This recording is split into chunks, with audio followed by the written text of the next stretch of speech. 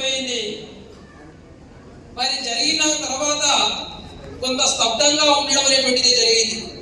ఎందుకు అని అంటే అందరూ నిరాశ నిస్పృహలకు లోను కావడం జరిగింది.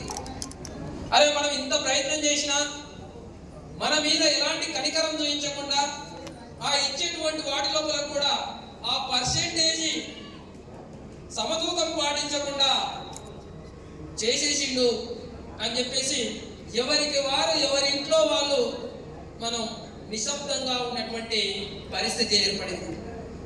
అందరూ చేసేది చేసినాం, మేము ఉద్యమాలు చేసినామని ఉద్యమకారులు ఉద్యమాలు చేసిండ్రు.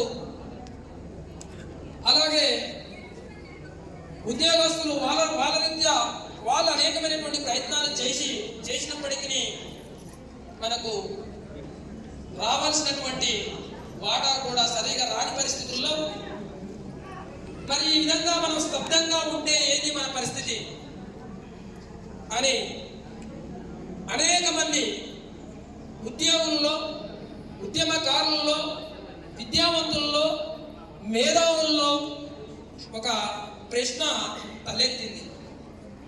ఆ మెదడులో వెలిగినటువంటి ఆ ప్రశ్ననే